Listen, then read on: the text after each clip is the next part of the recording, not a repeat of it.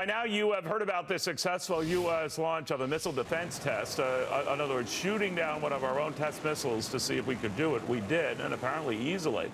To the guy who knows North Korea probably better than anyone, Malice is joining us. He wrote the definitive book on Kim Jong-il, of course. Kim Jong-un's the present dictator of North Korea. That was his dad. Very good to have you. Thanks, Neil. All right, what do you think Kim Jong-un does? If you know the family, I mean, how would they respond? How would Un respond to this? Well, we're engaged in a very public act of brinksmanship with North Korea, and basically each one of us is taking terms to escalate the rhetoric and to escalate the action. They showed their hands, all right, we're going to be firing more and more missiles, and rather than responding to them publicly with words, we're like, okay, you're going to have missiles, we're going to have something that shoots down missiles. Now, neither side wants a nuclear war or a war of any kind. So the question is, what is going to take for one side to change their behavior? And Nikki Haley just recently said, very importantly, that nothing we've done has gotten North Korea to change their behavior. However, when you're engaged in brinksmanship, the motion is who blinks first. So it's just as simple as a blink. A subtle shift of behavior is what's going to change this whole trajectory that we're on right now. But you know, Michael, well, Ronald Reagan famously got the Russians to the table when he hinted of a Star Wars defense shield. It was really BS, but it did the job. It got Gorbachev to start talking to him.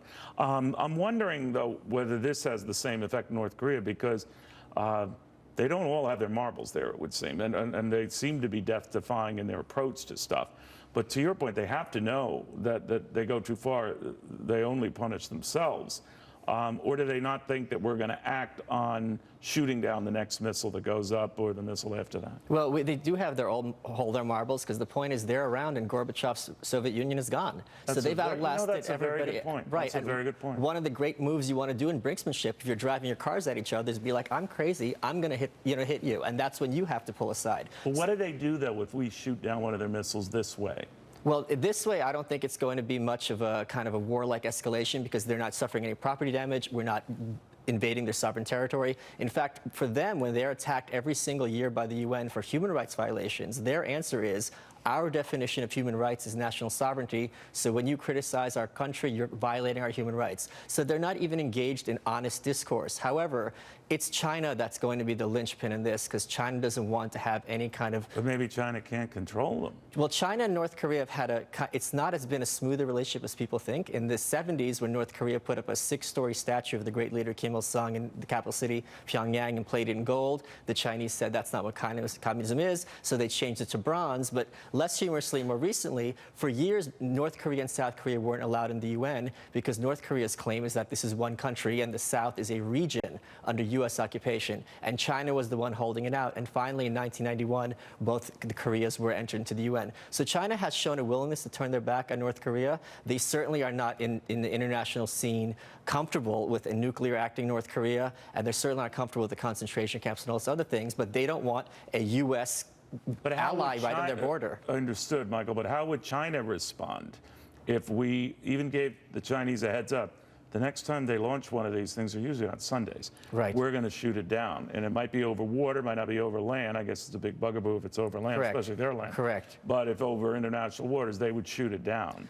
What do you make of that? How would China respond? We don't know, and we shouldn't know, because all of this is smoke and mirrors, right? So there's got to be, remember, our president very cleverly attacked President Obama for having a red line in Syria and never doing anything about it. There's this old song lyric that says, don't show your guns unless you intend to fight. So China and the U.S. certainly are going to have some line where it's like, if they cross this line, we are agreed that this is the time for some kind of action. But they certainly shouldn't make that line public, because North Korea is going to test that claim. How does Kim Jong-un compare to his father, his grandfather? Well, the great leader Kim Il-sung is by far the most important of the three. When Kim Jong-il took over in '94, his campaign slogan was, do not expect any change from me. So everything there is a function of the father. Kim Jong-un has his haircut because that's what his grandfather had back in the 40s and 50s. So it's all reflected glory from back in the day, because that's when North Korea was thriving as a Soviet satellite state. And now things have gotten worse and worse. And that's what's giving us hope that the North Korean regime won't be around for much longer. What do you think of the way Donald Trump kind of complimented Kim Jong-un to the point that, look, the guy's 22, 23 years old. He's obviously been able to coalesce power. I'm paraphrasing here. So he was trying to send the signal, to me at least, you're the expert, but that he respects that. He respected that rise to power and keeping that power.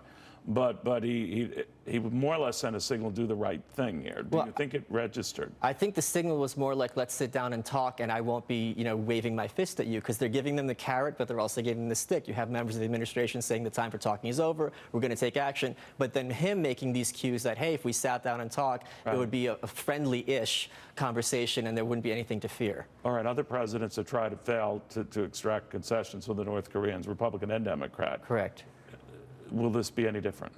We don't know, but since they're getting poorer and poorer, and since China's had enough of their stunt shows and shenanigans, that is the first light of hope we've had for North Korea probably since the 90s. Unless China can't deal with this, to your earlier point. Well, they can't. They have to deal with it to some extent, and dealing with it now. The question is, how do they want to deal with it, and how much? Do you think China's stringing us along?